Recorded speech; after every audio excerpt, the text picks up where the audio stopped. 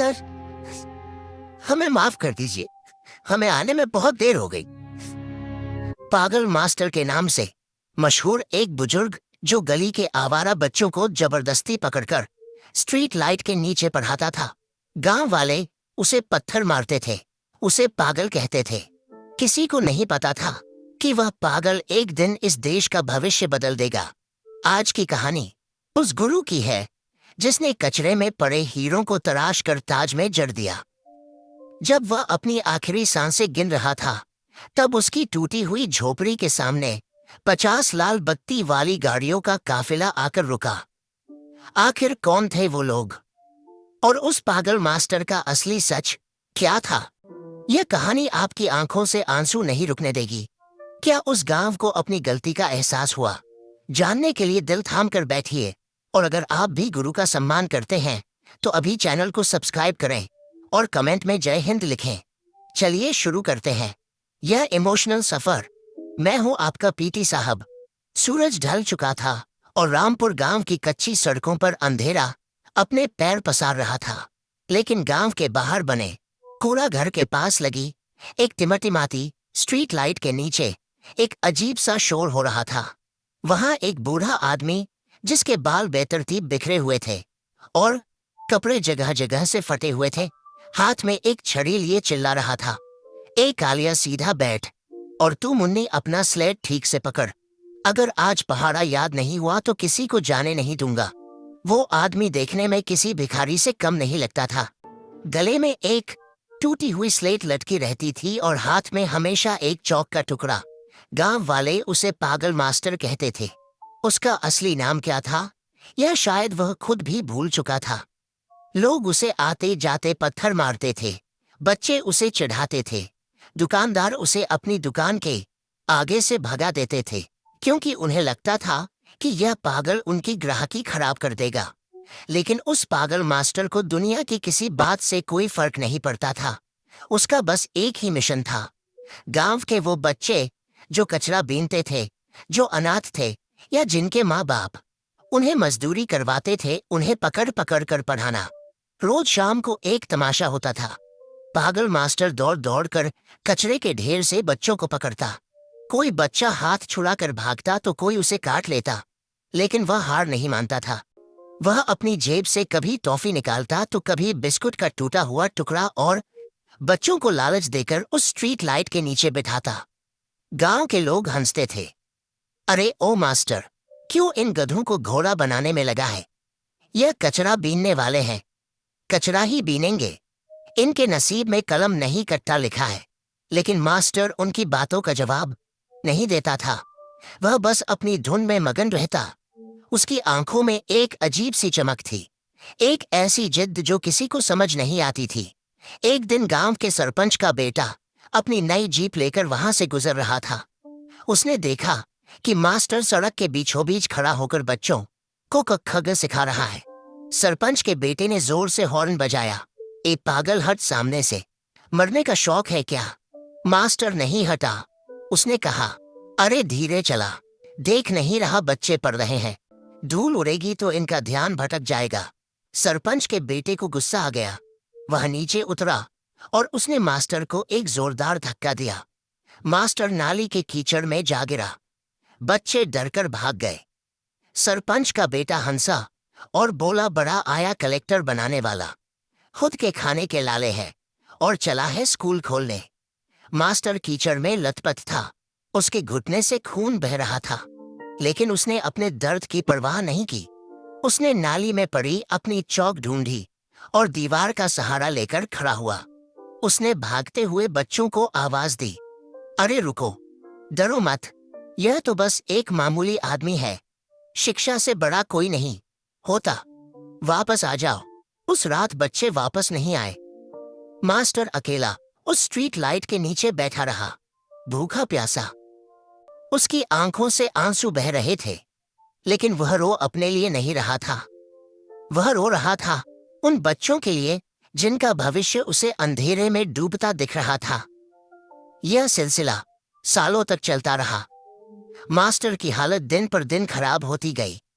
अब वह और भी ज्यादा बूढ़ा और कमजोर हो गया था। उसके शरीर पर सिर्फ हड्डियों का ढांचा बचा था, लेकिन उसकी आवाज में वही कड़कपन था।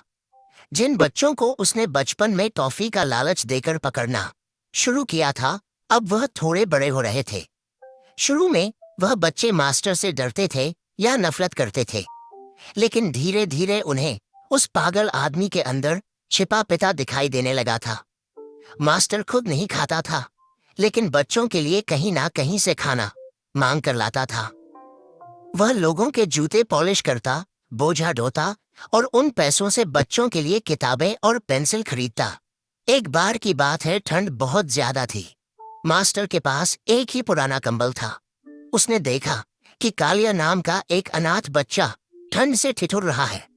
मास्टर ने अपना कंबल कालिया को ओढ़ा दिया और खुद पूरी रात ठंडी हवा में सिकुड़कर बैठा रहा। अगली सुबह मास्टर को तेज बुखार हो गया।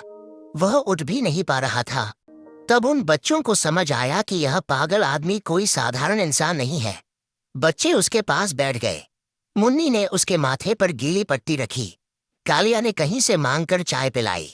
उस दिन पहली बार उन्ने को कहा कि बच्चों ने अपनी मर्जी से किताबें उठाई। मास्टर ने बुखार में तपते हुए भी आंखें खोली और मुस्कुराया। उसने कांपते हुए हाथों से कालिया की स्लेट पर लिखा, हार मत मानना, समय बदलेगा। गांव वालों के लिए यह सब अभी भी एक मजाक था। वह कहते थे कि यह पागल इन बच्चों को भी पागल बना देगा। मजदूरी करेंगे तो 2 पैसे कमाएंगे। यह पढ़ाई लिखाई से पेट नहीं भरता। लेकिन मास्टर बच्चों को कहता था, बेटा, यह लोग चाहते हैं कि तुम हमेशा कचरा उठाओ। यह चाहते हैं कि तुम हमेशा इनके गुलाम बने रहो। लेकिन जिस दिन तुम्हारे हाथ में कलम की ताकत आ गई, उस दिन यह सब तुम्हारे सामने सिर झुकाएंगे। मेरी बात याद रखना, शिक्षा वह शेरनी का दूध है, जो पिएगा वह दहाड़ेगा। मास्टर की यह बातें बच्चों के कोमल मन पर गहरी छाप छोड़ रही थी। फिर एक दिन एक बड़ा हादसा हुआ। गांव के एक जमींदार के गोदाम में चोरी हो गई। इल्जाम लगा उन कचरा बीनने वाले बच्चों पर। पुलिस आई और मास्टर के स्कूल यानी उस स्ट्रीट लाइट के नीचे से बच्चों को घसीटकर ले जाने लगी। मास्टर पुलिस की जीप के सामने लेट गया। उसने हाथ जोड़कर कहा, साहब, यह बच्चे चोर नहीं है, यह पढ़ रहे थे। मैं गवाह हूँ, इन्होंने चोरी नहीं की। थानेदार ने मास्टर के सिर पर डंडा मारा। हट जा पागल, तू गवाही देगा, तेरी खुद की क्या औकात है। पुलिस बच्चों को ले गई।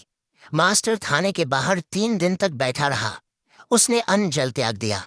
अंत में थानेदार को उसकी जिद के आगे झुकना पड़ा और सबूत न होने के कारण बच्चों को छोड़ना पड़ा। जब बच्चे बाहर आए तो उन्होंने देखा कि मास्टर बेहोश पड़ा है। उस घटना ने बच्चों के अंदर एक आग लगा दी।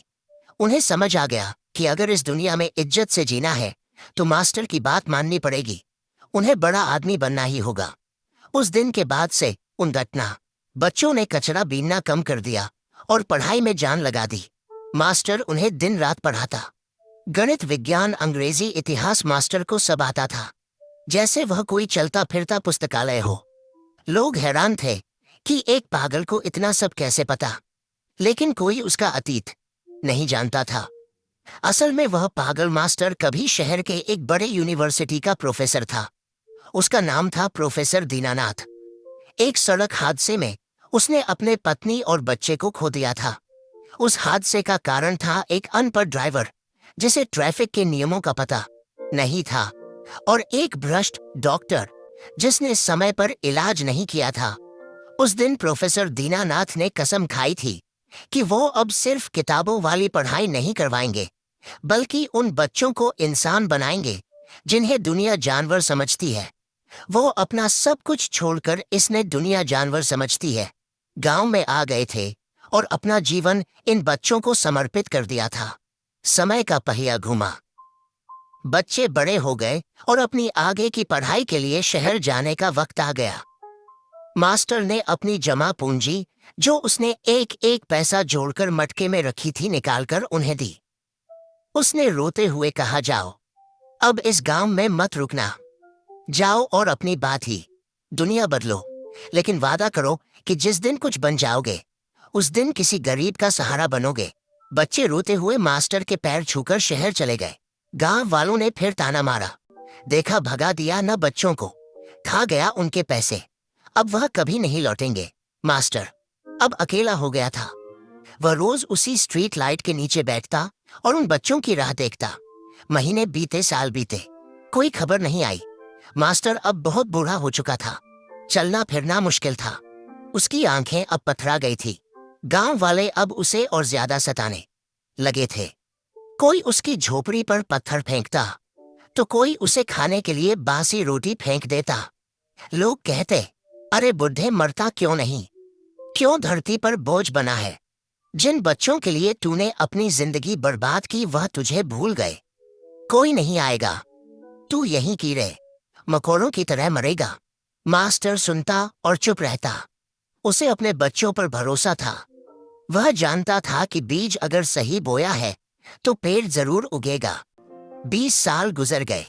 अब मास्टर की हालत ऐसी थी कि वह अपनी झोपड़ी से बाहर भी नहीं निकल पाता था। वह खाट पर पड़ा रहता। शरीर में कीड़े पड़ने का डर था। गांव के सरपंच ने फैसला किया कि यह पागल अब गांव की सुंदरता खराब कर रहा है। इसे उठाकर गांव के बाहर जंगल में फेंक दिया जाए। एक सुबह कुछ लोग लाठियां लेकर मास्टर की झोपड़ी पर पहुंचे। चलो रे बुढ़े, आज तेरा आखिरी दिन है।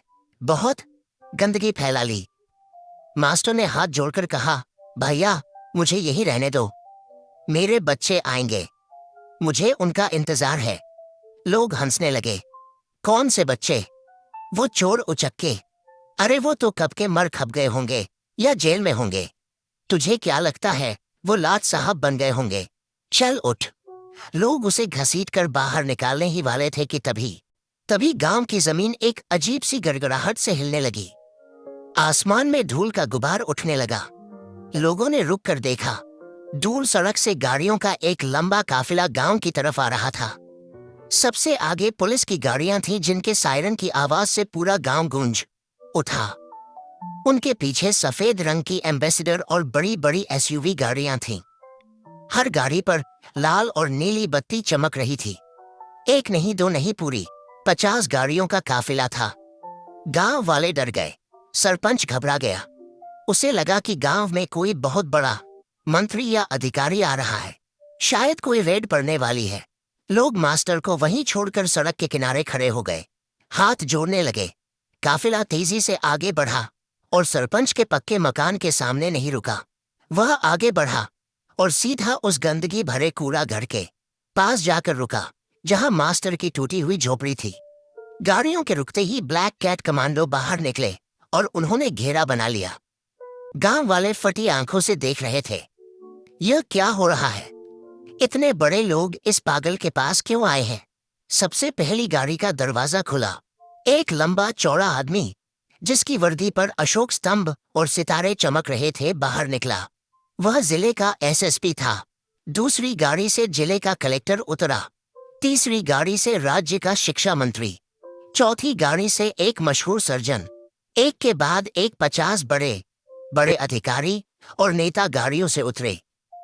उन सबके चेहरों पर एक अजीब सी बेचैनी थी। वह सब दौड़ते हुए उस टूटी झोपड़ी की तरफ भागे। एसएसपी साहब सबसे आगे थे। वह झोपड़ी के अंदर गए और उस खाट के पास घुटनों के बल बैठ गए जहां मास्टर पड़ा था। मास्टर ने धुंधली आंखों से देखा। उसे कुछ समझ नहीं आ रहा था।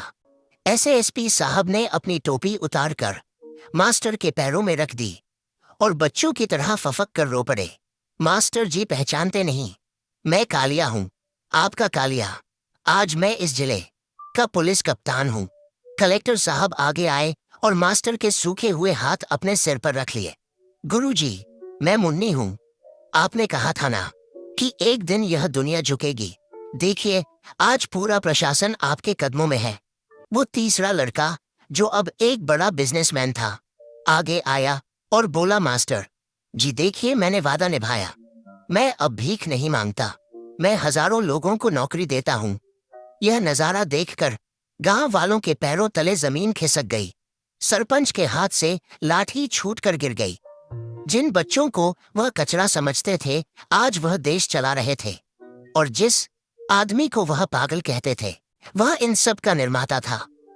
मास्टर की आंखों से आंसुओं की धारा बह निकली। उसने कांपते हुए हाथ से एसएसपी कालिया के सिर को छुआ और टूटी हुई आवाज में बोला, आ गए तुम लोग। मुझे पता था, मुझे पता था तुम आओगे। मेरी तपस्या सफल हो गई। शिक्षा मंत्री बने उस छात्र ने गुस्से में पीछे मुड़कर गांव वालों की तरफ देखा। उसकी आंखों में अंगारे थे। उसने दहाड़ कर कहा, शर्म नहीं आती तुम लोगों को? जिस इंसान ने इस गांव को इतना बड़ा सम्मान दिया, तुमने उसे जानवरों की तरह रखा। अगर आज हमारे गुरुजी को एक खरोच भी आई होती तो मैं इस पूरे गांव को नक्शे से मिटा देता। तुम लोग जिसे पागल कहते हो, वह हम अनाथों का भगवान है। तुम लोगों ने हमें पत्थर मारे, हमें दुत्कारा, लेकिन इस आदमी ने हमें इंसान बनाया। सरपंच और बाकी गांव वाले सिर झुकाए, कांप रहे थे। उन्हें अपनी गलती का एहसास हो रहा था, लेकिन अब पछतावे का कोई फायदा नहीं था। मास्टर ने मंत्री का हाथ पकड़ा और धीरे से कहा, बेटा गुस्सा मत करो, इन्हें माफ कर दो। अज्ञानता सबसे बड़ा अंधेरा है। यह नहीं जानते थे कि यह क्या कर रहे हैं। देखो, आज मेरी जीत हुई है, आज शिक्षा जीती है, नफरत हारी है। मास्टर की यह बात सुनकर वहां मौजूद हर बड़े अधिकारी की आंखें नम हो गई। उन्होंने तुरंत डॉक्टरों की टीम को बुलाया। वहीं झोपड़ी के बाहर एक चलता फिरता आईसीयू बना दिया गया। मास्टर का इलाज शुरू हुआ। एसएसपी साहब ने खुद अपने हाथों से मास्टर को नहलाया। कलेक्टर बिटिया ने अपने हाथों से नए कपड़े पहनाए। जिस मास्टर को कल तक बासी रोटी भी नसीब नहीं थी, आज उसके सामने 56 भोग रखे थे। लेकिन मास्टर ने बस एक घूंट पानी मांगा और अपने बच्चों को एकटक देखते रहे। उस दिन गांव में एक अजीब सा उत्सव मना। वह 50 लाल बत्ती वाली गाड़ियां पूरी रात वहीं खड़ी रही। कोई भी अधिकारी वापस नहीं गया। सब अपने गुरु के चरणों में बैठे रहे। सुबह होते होते मास्टर की सांसें उखड़ सकती थी। उन्होंने सबको पास बुलाया। उनकी आवाज बहुत धीमी थी। उन्होंने कहा, मेरे बच्चों, मुझे अब जाना होगा। मेरा काम पूरा हो गया। बस एक बात याद रखना, कभी अपनी कुर्सी का घमंड मत करना। और जिस तरह मैंने तुम लोगों का हाथ थाम था, तुम भी किसी गरीब का हाथ थामना। इस देश में कोई बच्चा अनपढ़ नहीं रहना चाहिए। इतना कहकर उस पागल मास्टर ने एक गहरी सांस ली और हमेशा के लिए अपनी आंखें मूंद ली। वह सन्नाटा छा गया। फिर एक चीख गूंजी, नहीं मास्टर जी, लेकिन वह जा चुके थे। एक राजा की तरह, एक विजेता की तरह। उनकी अंतिम यात्रा में ऐसा जनसैलाब उमड़ा जो किसी प्रधानमंत्री की यात्रा में भी नहीं देखा गया था। 50 लाल बत्ती वाली गाड़ियों ने सायरन बजाकर उन्हें सलामी दी। पुलिस के जवानों ने बंदूकें झुकाकर शोक सलामी दी। गांव का हर आदमी रो रहा था, अपनी करनी पर शर्मिंदा थे। उन्होंने एक देवता को नहीं पहचाना था। मास्टर के जाने के बाद उन 50 छात्रों ने मिलकर गांव में एक बहुत बड़ा स्कूल और कॉलेज बनवाया। उसका नाम रखा गया पागल मास्टर विद्या मंदिर। उस स्कूल के मुख्य द्वार पर मास्टर की एक आदमकद मूर्ति लगाई गई, जिसमें वह हाथ में छड़ी और गले में स्लेट लटकाए खड़े थे। नीचे लिखा था, एक पागल जिसने भविष्य लिख दिया। आज भी उस गांव में जब कोई बच्चा स्कूल जाने से कतराता है तो उसके माँ बाप उसे उस मूर्ति के पास ले जाते हैं और कहते हैं कि अगर पढ़ोगे नहीं तो इंसान कैसे बनोगे। उस मास्टर ने साबित कर दिया कि शिक्षक साधारण नहीं होता। प्रलय और निर्माण उसकी गोद में पलते हैं। उसने कचरे के ढेर में पड़े बच्चों को उठाया और उन्हें आसमान का सितारा बना दिया। दोस्तों, यह कहानी हमें सिखाती है कि किसी के कपड़ों और हालात से उसकी औकात का अंदाजा मत लगाना। दुनिया जिसे पागल कहती है, अक्सर वही इतिहास रचता है। और एक सच्चा गुरु वही है जो अपने शिष्यों के लिए अपना सब कुछ मिटा दे। आज उस मास्टर के पढ़ाए बच्चे देश के कोने कोने में सेवा कर रहे हैं। कोई मुफ्त इलाज कर रहा है तो कोई गरीब बच्चों की फीस भर रहा है। मास्टर जी का शरीर चला गया, लेकिन उनकी सोच आज भी जिंदा है। अगर आपकी जिंदगी में भी कोई ऐसा गुरु है जिसने आपको सही रास्ता दिखाया, तो इस वीडियो को लाइक जरूर करना और कमेंट में अपने गुरु का नाम लिखकर उन्हें सम्मान देना। क्या आपको लगता है कि गांव वालों को सजा मिलनी चाहिए थी या मास्टर जी की माफी सही थी? अपनी राय जरूर बताएं। याद रखिए, एक कलम में इतनी ताकत होती है कि वह तलवार को भी झुका सकती है। शिक्षा का दीप जलाते